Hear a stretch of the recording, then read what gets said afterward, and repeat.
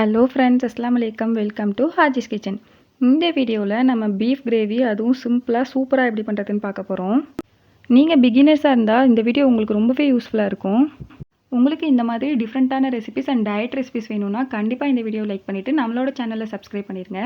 அப்போ தான் எனக்கு அடுத்தடுத்த வீடியோஸ் போடுறதுக்கு ரொம்பவே மோட்டிவேஷனாக இருக்கும். இப்போ இந்த கிரேவி எப்படி பண்ணுறதுன்னு பார்க்கலாம். நான் ஃபஸ்ட்டு மீட்டை எப்படி வாஷ் பண்ணுறதுன்னு உங்களுக்கு சொல்கிறேன். நீங்கள் பீஃப் வாங்கினீங்கன்னா இதில் ஒரு 4-5 ஸ்பூன் அளவுக்கு பாலும் அதுக்கப்புறமா கொஞ்சமாக மஞ்சள் தூள் சேர்த்து ஒரு 10 மினிட்ஸ் அது ஊற வச்சுருங்க. அதுக்கப்புறமா தண்ணி ஊற்றி 2-3 டைம் வாஷ் பண்ணி எடுத்துக்கோங்க. அப்போது பீஃபோட ஸ்மெல் எதுவுமே இருக்காது, நம்ம மட்டன் சாப்பிட்ட ஃபீல் கிடைக்கும். இந்த மாதிரி வாஷ் பண்ணி எடுத்து வச்சுக்கோங்க. இப்போ நான் ஸ்டவ் ஆன் பண்ணி ஒரு குக்கரை ஹீட் பண்ணிக்கிறேன். குக்கர் நல்லா ஹீட் ஆனதுக்கப்புறமா நான் இதில் தேங்காய் எண்ணெய் சேர்த்துக்கிறேன். ஒரு 4 ஸ்பூன் அளவுக்கு தேங்காய் எண்ணெய் ஆட் பண்ணிக்கிறேன். பீஃப் ரெசிபிஸ் பண்ணிங்கன்னா நீங்கள் மேக்ஸிமம் கோகனட் ஆயிலை யூஸ் பண்ணுங்கள், நல்ல ஃப்ளேவராக இருக்கும். ஆயில் நல்லா ஹீட் ஆனதுக்கப்புறமா நான் இதில் ஒரு பெரிய வெங்காயத்தை இந்த மாதிரி ஸ்லைஸாக கட் பண்ணி இதில் சேர்த்துக்கிறேன். இதை ஒரு 2 to 3 மினிட்ஸ்க்கு லோ ஃப்ளேமில் வச்சு குக் பண்ணி எடுத்துக்கோங்க. ஒரு 2 மினிட்ஸ்க்கு அப்புறமா நான் இதில் ஒரு 100 கிராம் அளவுக்கு சின்ன வெங்காயத்தை இந்த மாதிரி கிரைண்ட் பண்ணி சேர்த்துக்கிறேன். இதோட கலர் சேஞ்ச் ஆகிற அளவுக்கு நல்லா இதை ஆயிலில் ஃப்ரை பண்ணி எடுத்துக்கோங்க. ஒரு 3 மினிட்ஸ்லேயே இது நல்லாவே கலர் சேஞ்ச் ஆகி வந்துடும். இதுக்கப்புறமா நான் இதில் ஒரு 2.5 ஸ்பூன் அளவுக்கு இஞ்சி பூண்டு விழுது ஆட் பண்ணிக்கிறேன். நம்ம மட்டன் ரெசிபி செய்யும்போது இஞ்சி பூண்டு விழுது சேர்த்துக்கிறோம்ல, அதை விட கொஞ்சம் ஒரு 1/2 ஸ்பூன் அல்லது 1 ஸ்பூன் அளவுக்கு அதிகமாக இஞ்சி பூண்டு சேர்த்துக்கோங்க பீஃப் ரெசிபிஸ்க்கு. அப்போ தான் அதோட ஸ்மெல் எதுவுமே இல்லாமல் ஃப்ளேவராக இருக்கும். கண்டிப்பாக இந்த மாதிரி ட்ரை பண்ணி பாருங்கள். இப்போ நான் இஞ்சி பூண்டு விழுது சேர்த்து அதோட பச்சை வாசனை போகிற முடியும் ஆயிலை நல்லா ஃப்ரை பண்ணி எடுத்துக்கிறேன். இந்த அளவுக்கு எண்ணெய் பிரிஞ்சு வந்ததுக்கப்புறமா நான் இதில் 2 பெரிய தக்காளி பழத்தை இந்த மாதிரி சின்ன சின்னதாக கட் பண்ணி வச்சுருந்தேன், அதையும் ஆட் பண்ணிக்கிறேன். இப்போது நான் இந்த மசாலாவுக்கு தேவையான அளவுக்கு மட்டும் உப்பு சேர்த்து இந்த தக்காளி நல்லா மசிஞ்சு வர அளவுக்கு நல்லா குக் பண்ணி எடுக்க போகிறேன். ஒரு 2 to 3 மினிட்ஸ் மட்டும் குக் பண்ணுங்கள். தக்காளி நல்லாவே குக் ஆயிரும். நம்ம உப்பு சேர்த்துருக்கிறதுனால சீக்கிரமாகவே குக் ஆயிரும்.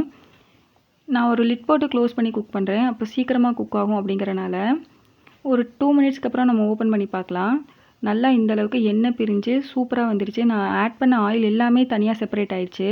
இப்போ நான் இதை ஒரு லைட்டாக மிக்ஸ் பண்ணிவிட்டு நம்ம இதில் ஸ்பைசஸ் ஆட் பண்ணலாம்.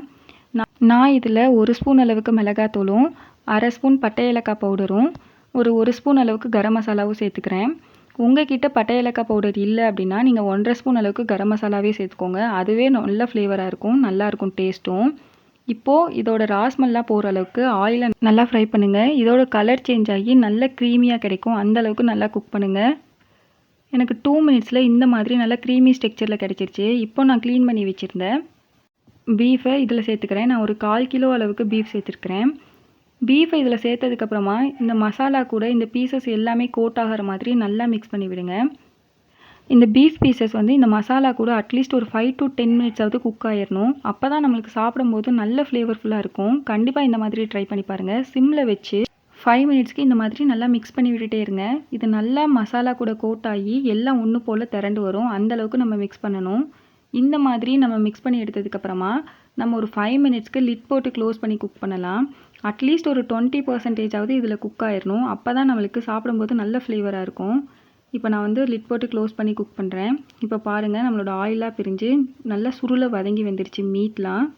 இதை நான் லைட்டாக ஒரு மிக்ஸ் பண்ணி விட போகிறேன். சிம்மில் வச்சே குக் பண்ணுங்கள், இல்லைனா புளிச்சிரும். பட் இது நல்லா சுருளை வதங்கணும், அப்போ தான் நம்ம சாப்பிடும்போது நல்ல ஃப்ளேவராக இருக்கும். இப்போ நான் இதில் எனக்கு தேவையான அளவுக்கு தண்ணி ஊற்றுறேன். உங்களுக்கு என்ன கன்சிஸ்டன்சியில் வேணுமோ அந்தளவுக்கு நீங்கள் தண்ணி சேர்த்துக்கோங்க. இந்த ஸ்டேஜில் நீங்கள் உப்பு செக் பண்ணி பார்த்துட்டு அட்ஜஸ்ட் பண்ணிக்கோங்க. உப்பு சேர்த்ததுக்கப்புறமா லைட்டாக ஒரு மிக்ஸ் பண்ணி விட்டுட்டு ஒரு 2 to 3 மினிட்ஸ் வெயிட் பண்ணலாம். இது நல்லா கொதிச்சு வரும்போது நம்ம க்ளோஸ் பண்ணி வைக்கலாம் வெயிட் போட்டு. இப்போ ஒரு 2 to 3 மினிட்ஸில் எனக்கு இந்த மாதிரி நல்லாவே கொதிச்சு வர ஸ்டார்ட் பண்ணிடுச்சு. இப்போ நான் குக்கரை வெயிட் போட்டு க்ளோஸ் பண்ணி ஒரு 6 விசில் வச்சு எடுத்துக்கிறேன் சிம்மில் வச்சு. பீஃப் சீக்கிரமாக வேகாது. கண்டிப்பாக நீங்கள் 5-6 விசிலாவது வச்சு எடுத்துக்கோங்க. ஏர் ஃபுல்லாக ரிலீஸ் ஆனதுக்கப்புறமா நான் ஓப்பன் பண்ணி பார்க்குறேன். இப்போ பீஃப் நல்லா குக் ஆகிருக்கான்னு செக் பண்ணிக்கோங்க. எனக்கு நல்லாவே குக் ஆயிருந்துச்சு. இன்கேஸ் உங்களுக்கு குக் ஆகலை அப்படின்னா இன்னும் 2 விசில் கூட வச்சு நீங்கள் எடுத்துக்கோங்க. நான் எகெயின் ஸ்டவ் ஆன் பண்ணி இதை லைட்டாக கொதிக்க விட்டு ஃபைனலாக இதில் நான் கொத்தமல்லி இலையும் ஒரு 1.5 ஸ்பூன் அளவுக்கு பெப்பரும் ஆட் பண்ணி இதை நல்லா மிக்ஸ் பண்ணி ஒரு 2 to 3 மினிட்ஸ் மட்டும் நான் கொதிக்க விட போகிறேன்.